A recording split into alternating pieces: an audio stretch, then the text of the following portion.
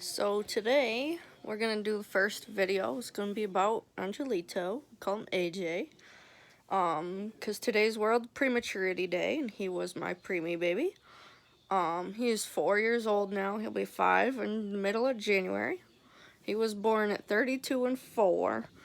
I had a normal pregnancy with him up until third trimester. Very beginning of the third trimester, I got a horrible case of preeclampsia.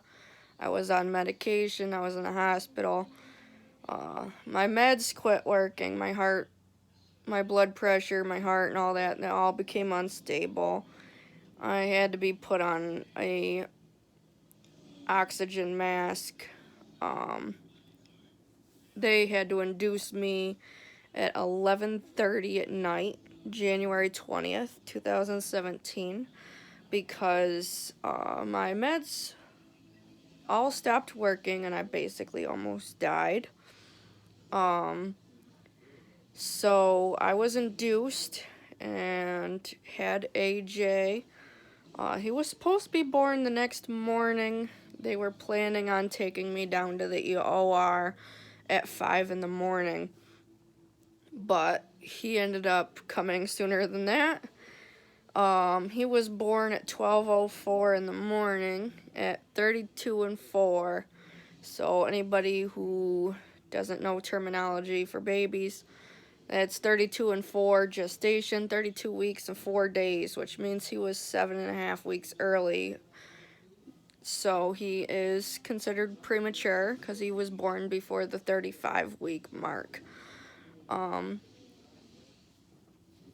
So he is huge now, but when he was born, these are the size Pampers he had to be in.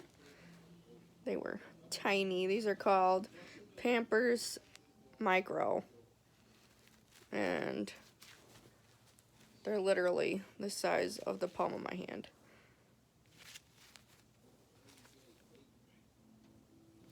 And he had what was called the Neo 3. That's the size range for his blood pressure cuff, which is also tiny. That was fit right here on him long time ago. And this is his hat. Also pretty tiny. He was only 4 pounds 2 ounces when he was born. He was very small, big for being so early, but that's just because he's a big kid. Like, he comes up to my chest. He's very big for his age. And obviously also was when he was born. Although he was tiny, he was very big for premature babies.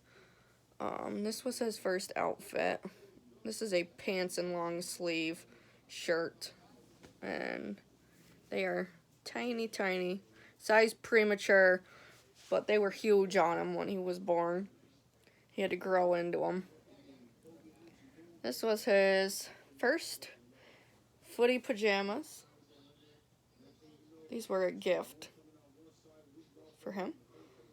Dinosaurs and presents, because he was born in right around end of January, so just after Christmas was over. So premature babies, if anybody's not sure, that can happen naturally. By them just being born too soon, water breaking too soon, being induced like I was, which means the water was forcibly broken because of a medical issue. Premature babies, they are born with a lot of issues, and some of them don't have it as well off as my son did. When he was born, when he was in the NICU, his entire stay in the NICU was 2 months long exactly. So he got discharged at 9 o'clock at night. No, 8 o'clock at night. We got home at 9.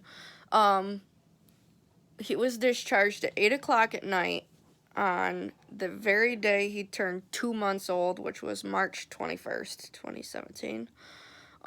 He got to leave the hospital at 2 months old. He had gone through every issue a NICU baby would ever have to go through except surgery. He did not need surgery, but he had a blood transfusion. He had a PICC line put in. He had breathing tubes, feeding tubes. He had to have he had jaundice, so he had to have the UV light treatments. He had all type of different things going on with him. One of the hardest things I ever had to go through with him in the NICU. A lot of mothers go through this when they got kids in the NICU, so if you're a NICU mom too, you know what I'm talking about. But for those of you who don't know, a lot of times NICU babies don't make it.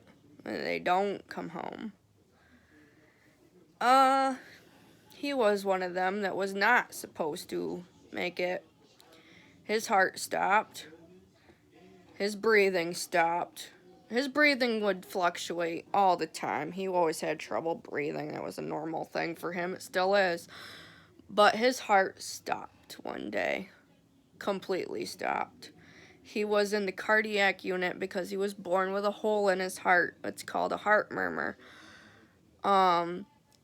He was born with a heart murmur, so he was in the cardiac wing at the Golisano Meadow, which is just what they call their NICU floor. They call it the Meadow, and he was there he was in their cardiac unit. Maybe some of you watching this or one of the nurses with him, and you know who I'm talking about, the kid with all the hair. That was there 5 years ago. Almost. So he's doing good now, but his heart did stop, and I remember the heart alarms outside their door. It's this bright red light that would go off and have this very loud siren, similar to like a fire siren, if you've ever been near a fire station when there's a fire. So as nurses are running into his room, I had to make way for them to get around his bed because there wasn't much room in there for the whole cardiac team plus the nurses on his floor that day. So I had to run downstairs. I went down to the Ronald McDonald family room where you could get free food and snacks. Any family member who had a child in the Golisano Towers was able to use that room. I went in there so they would have the space that they could do whatever they needed to do, basically to get his heart beating again, which they did, luckily. In case anybody's not aware, 1 in 10 babies is born premature. And not all of them make it. Some are lucky to make it out of the NICU in a short amount of time, no issues whatsoever, just getting like a jaundice treatment or whatever, and then they go home. Well, some babies are there for 2 months, like my son was. Some babies are there for 6, 7, 8 months before ever getting to go home. And when that happens, when their families are there for an extended amount of time, they have the Ronald McDonald House. Most hospitals that deal with premature babies do have a Ronald McDonald House nearby where you can stay, so you could be close to the babies. That's for if you don't live in the area. I lived in 50-minute drive away from the hospital he was in. So I stayed at the Ronald McDonald House. And that was pretty nice there. They were pretty nice people. They had a lot of donations. I actually got his first baby blanket from the Ronald McDonald House. It was this yellow, really soft knitted blanket. It was like kind of like how Minky blankets felt very similar to that. It was very, very soft, and he loved it. I also got him a Ronald McDonald red and white striped hat for the Ronald McDonald days. That was the day he had his blood transfusion. Ronald McDonald Day fell on the day he had his blood transfusion, and I have a picture. I'll have to post it up sometime, but with some pictures. I don't have any pictures right now. They're on my phone, but I'll do another day where I show a bunch of pictures of the NICU experience. I might even do it today when I'm done with this. But 1 in 10 babies are born prematurely, and November 17th of every year is World Prematurity Day. So keep all these NICU parents in mind. And if you know anybody that was a preemie, wish them a happy World Prematurity Day. Alright, we'll see you guys later.